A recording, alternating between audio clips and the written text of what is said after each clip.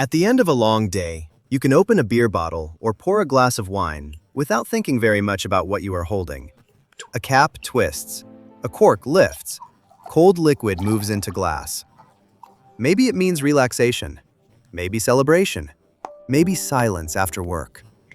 It feels modern, ordinary, almost small. But the object in your hand is older than the world around it. Before bars, supermarkets, refrigerators, vineyards, factories, labels, and delivery apps, humans were already discovering that fruit could change, grain could transform, honey could become something stranger, and time itself could make food behave differently. They did not have chemistry textbooks.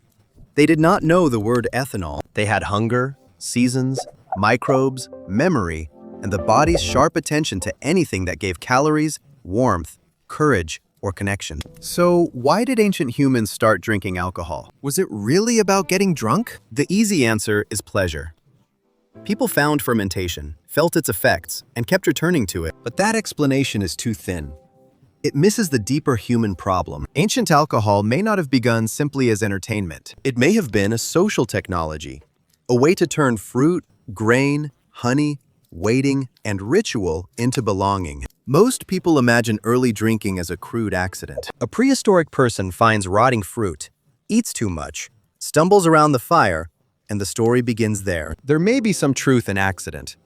Fermentation often begins without human permission. But archaeology and evolutionary theory suggest something more interesting than a mistake. Long before a person brewed intentionally, the natural world was already fermenting. Robert Dudley's drunken monkey hypothesis argues that the smell and taste of ethanol may have helped fruit-eating animals locate ripe, energy-rich fruit. The idea is not that ancient humans were destined to drink beer or that alcohol was somehow healthy. It is simpler and stranger than that. In a hungry world, sweetness mattered. Ripeness mattered. Calories mattered. A fallen fruit beginning to ferment was not trash. It could be a signal. Imagine a small band moving through a warm landscape after days of uncertain food. The fruit on the tree is high, scattered, guarded by birds and insects. But on the ground, some of it has split open. The smell is sharp, sweet, sour, alive. A modern person might think spoiled. An ancient body might think energy. That detail matters.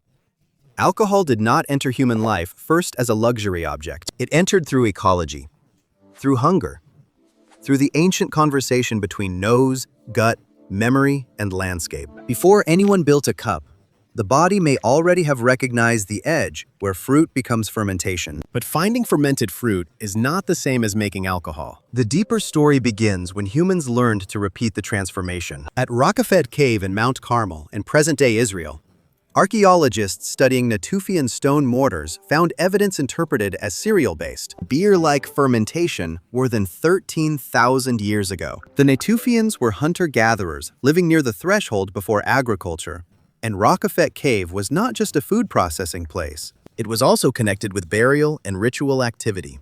This is important because it changes the image. We are not looking only at thirsty people chasing intoxication. We may be looking at people grinding plant material, wetting it, waiting, transforming grain into a drink for moments that mattered. Death, gathering, memory.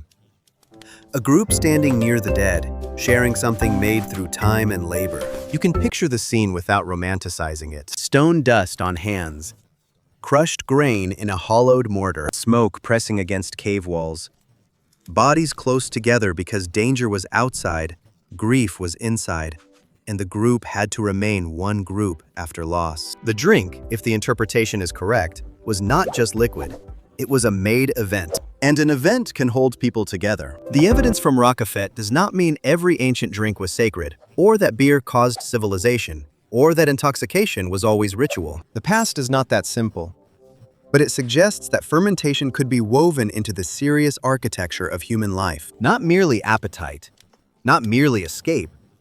Something shared, timed, prepared, remembered. Then, thousands of years later and far away, another trace appears in Jiahu in northern China. Chemical residue analysis from pottery jars at Jiahu has been interpreted as evidence for a mixed fermented beverage made from ingredients such as rice, honey, hawthorn fruit, and possibly grape, dating to around 7,000 to 6,600 BCE. That combination matters because it shows complexity. This was not just one ingredient accidentally going bad. It was a mixture of plants, sweetness, starch, and fermentation captured inside a vessel. Think about what that means in human terms. Someone had to gather, someone had to notice. Someone had to remember that certain ingredients change together. Someone had to make a container and keep the liquid long enough for transformation. Fermentation required patience. It required tolerance for uncertainty. It required trust that what looked like decay might become value. In a modern kitchen, you can throw away anything that smells slightly wrong. You live inside expiration dates, sealed packaging, refrigeration, and invisible supply chains.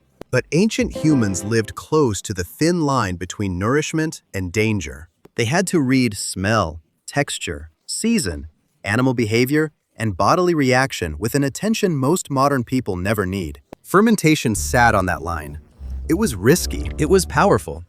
It preserved some energy, changed flavor, altered mood, and turned waiting into a resource. A jar of fermenting liquid was not just a drink. It was time stored in matter. And when people gathered around it, it became more than food. This is where the human mechanism begins to matter. Alcohol changes mood.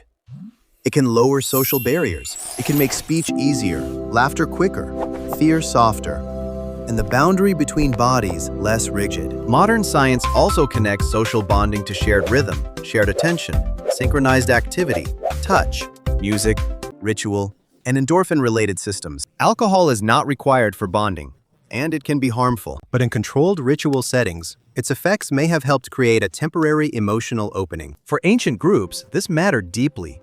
A small band could not survive on individual cleverness alone. You needed others to share food, guard sleep, teach children, remember routes, carry the injured, and stand beside you when something moved in the dark. Trust was not a personality trait. It was infrastructure. Modern humans often think institutions hold society together.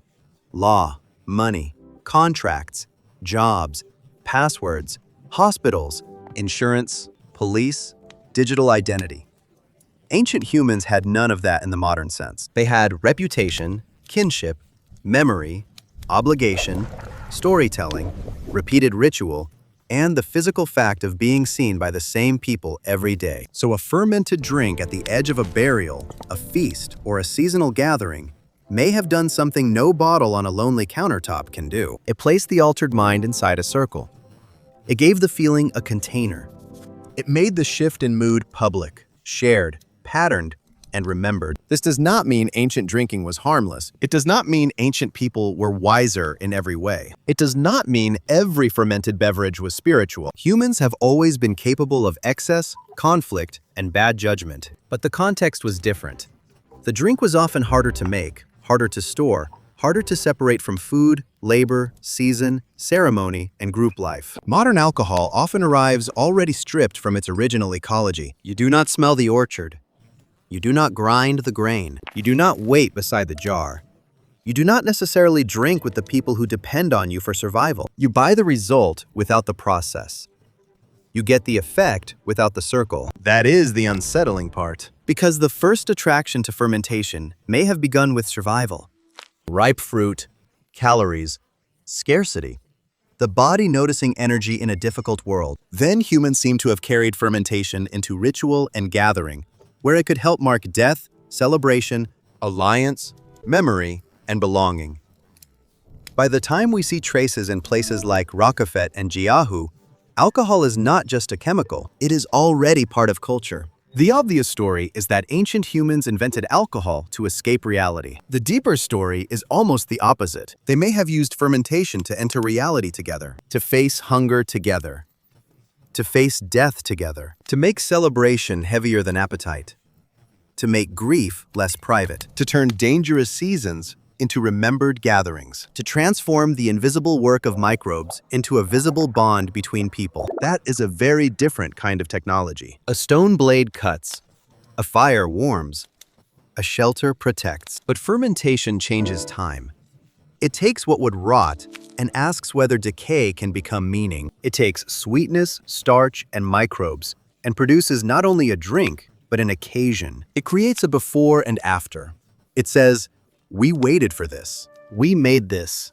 Now we share it. Modern life is full of objects that give us effects without demanding relationship. You can drink alone, scroll alone, eat alone, celebrate alone, grieve alone, distract yourself alone. You can order almost anything to your door and still feel strangely untouched by other people. The body receives stimulation, but the older need underneath it remains hungry. Ancient humans did not solve loneliness with apps. They did not soften grief with private entertainment. They did not outsource belonging to institutions. They built meaning from repeated acts: gathering, preparing, singing, burying, eating, drinking, remembering. The drink mattered, but the circle mattered more. And maybe that is why alcohol still has such power over the modern imagination. It carries a memory older than the bottle.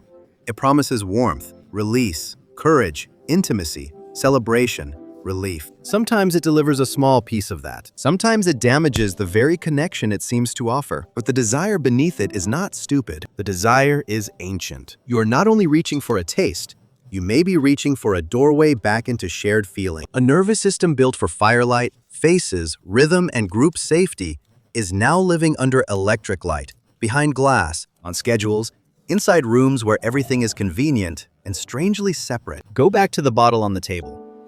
The next time you hear the cap open or see wine move into a glass, remember what it may have replaced. Not just thirst, not just pleasure, not just escape. It may be the fossil of an older human ceremony, reduced to a product you can hold in one hand. Modern life gave us safety, medicine, refrigeration, sanitation, and longer lives. These are not small gifts.